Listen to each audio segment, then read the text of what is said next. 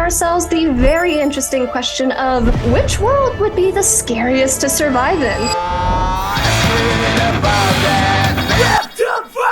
I'm PJ Scribbles, and I'll be the one debating for Homesick. And I am Data Dave, and I am arguing for Sweet Home. I'm gonna start with Sweet Home, and for those that haven't seen it, let me give you a brief synopsis. Basically, we follow our main protagonist, Hyuncha. In this world, he just lives on his own, kind of a recluse, but the thing is, there's other people in this apartment, and then one day, it's like, hey, you have a guest at your door. You go to the door, it's a girl, hey, some food, can I get some? Whatever she asks for, then all of a sudden, she's just screaming at you, her eyes are expanding, and she's making monster noises. You're like, okay, what is going on? Something's wrong. So what's cool about where this apartment and place they live is that other people are in the same scenario. They're just trying to live their daily lives, but now outside, there's monsters everywhere. But you have to kill them, stop them, deter them, and just get together and band together in different ways. Speaking of monsters, I'd like to introduce you to the world of Homesick, completely run by mercs, creatures that have taken over the world. One of their key abilities is locking onto their targets and being able to stay on them unless they're distracted. We meet our main character, Rain, who wakes up in the middle of it and unable to fully grasp the situation that she finds herself in. One of these similar aspects between Homesick and Sweet Home is the mental aspect, the desire. Mercs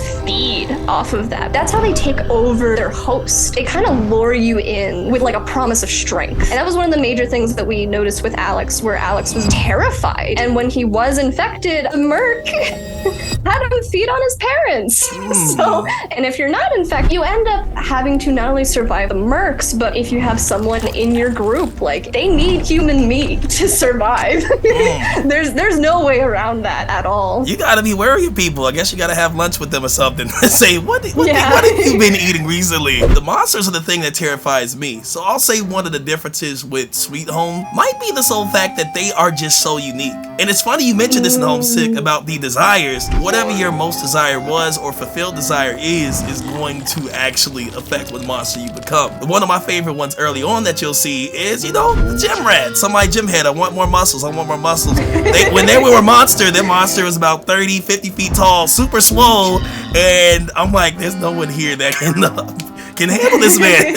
I feel that with each one of us being so uniquely different, we have unique desires, goals. That means you get that many various unique monsters. In this world, you just can't prepare for any monsters. Sweet Home still has a government that's running. And we know this by the epilogue because they end up going into a military camp and they all gang together and they have a good amount of protection. If my safety is completely solely tied to whether it be the government or a group of other people, I'm just like, I don't know how lucky I am in these situations. We just gotta see where it goes. So I think that would be scarier. I do like in Homesick, the main character you mentioned that has that merc that they're communicating with, they can still be spoken to. You know what I mean? Like, look, I'll be friends with a vampire. You may be a vampire monster, just don't feed on me. Like, at least we can talk. I feel like in Sweet Home, that's a monster I lost as soon as we made contact. Like, it's like, I'm going to run. There's no, hey, let's talk about this. There's human meat over there. It's kind of like when you meet random people across the street. Like, you don't know if they're going to be a good person or not. And I think part of where we can see that is with one of our group members, Kenny. He's being tempted by a merc. This one's very manipulative. She comes in, she's like, oh,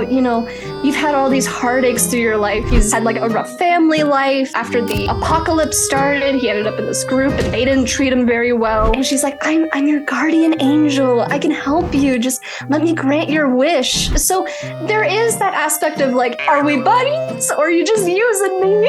As far as I've read, it seems that you just gotta work with other people and hopefully you all are a good combined unit. If you're not, that's it. In Homesick, I am just hoping that I meet someone that can survive. I have the potential for hope. Yeah. But you know my point, I do want to throw on though. Now I have read a little bit of Homesick.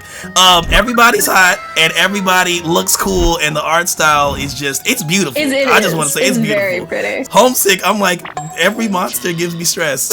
Like, I would run just amongst glance. If you're having to be forced to feed on people to keep yourself alive, you can't like deny those actions. I think there's a lot of like morality. So even though you can like be on your own, you can survive. Like it is very much like watching yourself die slowly because you're losing everything that you used to have. Speaking about psychological, let's just look at how the world of Sweet Home is, just the way that it's written and portrayed.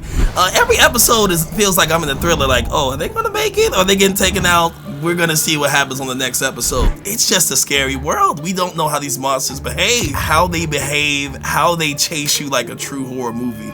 It's terrifying. What is worse, like being chased and then being terrified, like to your core, like right before your death, or having to like slowly kind of chip away? Both are bad. Like, yeah. Another point for Sweet Home. The world looks, if I had the picture what the post-apocalyptic world looked like, it's just desaturated, it's dark, everything's like, the lights are tinted, and even the monsters themselves, or the whole Webtoon for that matter, is just devoid of color. That is something that Sweet Home definitely has. It's very detailed. I think it's a very grungy looking series where like if you look at the monsters, you can feel like the pores. You're like, whoa, it's too high definition from me. I don't need to be that close. It is up to preference, I think, for the audience and like what's gonna keep them up at night. How do you feel about your main character? Like, are they truly scared of this world? I can't say that Rain is, because Rain definitely is probably one of the more strong characters that we've met so far, because she is infected and she's finding out like what it means to be infected and how that affects the relationships around her. She's not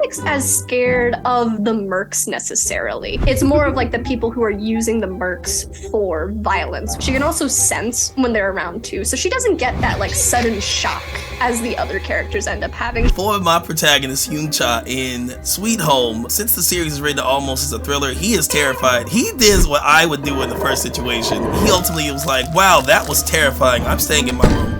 And you know, it's just like I don't know what to do. Like if I go out, exactly, it's like I have some food left over, I got some ramen, I got video games, the internet is still there. In Sweet Home, I just don't feel that I would have any opportunities to really make it. But in Homesick, I think there might be a slight chance with the mercs and other situations that may be. It's the question of, am I better with people? Do I want to be around people? Do I trust the people around me? And I can't in Homesick.